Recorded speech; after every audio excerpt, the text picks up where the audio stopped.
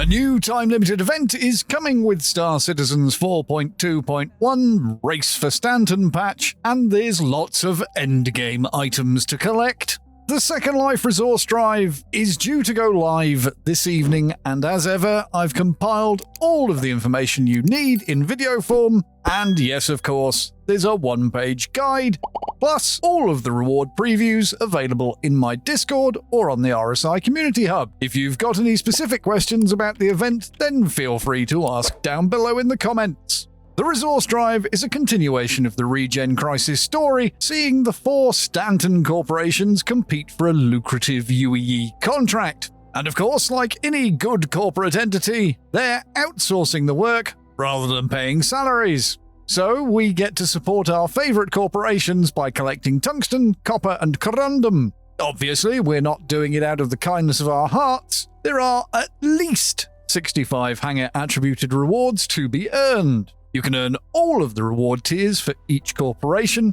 However, the corp that has the most SCU delivered by the time the event ends will win that UEE contract, and anyone who reached Tier 5 reward bracket with that corporation will receive at least one additional secret reward. You can track your progress via the Second Life resource drive journal entry in your Mobiglass. To earn those rewards, we've got quite possibly the most playstyle inclusive event so far in Star Citizen. Once you've completed the introductory hauling contract for 3 SCU, you can run space or FPS combat, hauling, mining, or even piracy. So, good news for the cargo inspectors of the verse. Gathered materials can be handed in at the main landing zone for the planet or the low orbit station.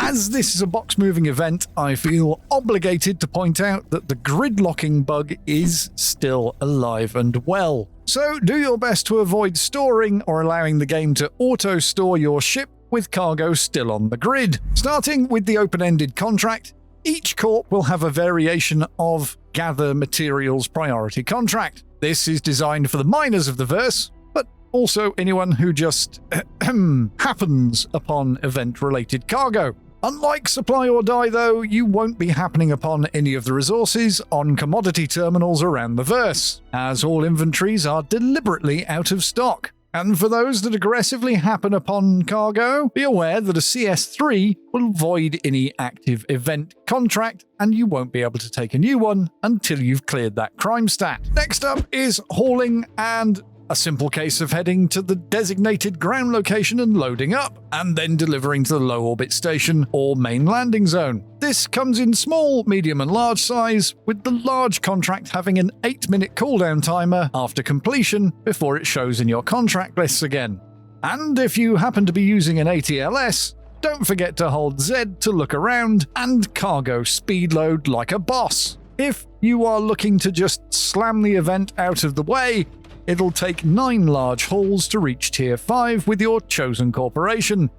For the combat-orientated, there's a nice mix, with the Recover Cargo contracts coming in both FPS and ship combat variants. These also have 2 sizes each. For FPS, you're looking for the keyword Stolen in the contract title.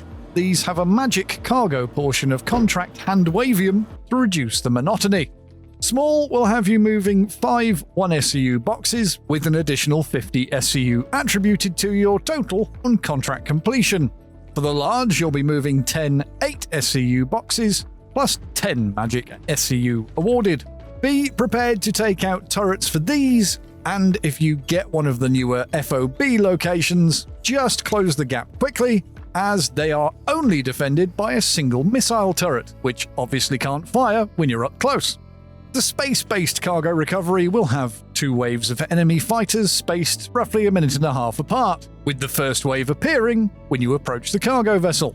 If you are playing solo, the large contract can get a little bit spicy depending on what ship you're using and if you're unprepared. So you can use the environment to your advantage for that one, or bring a friend. And to make things much easier, once you've taken out the enemies, you can just hop in the cargo ship and fly away. No box shifting is needed until you get to the freight elevator. Just be aware that the ships are damaged, so may have thrusters out or fly very differently as soon as you enter your hangar.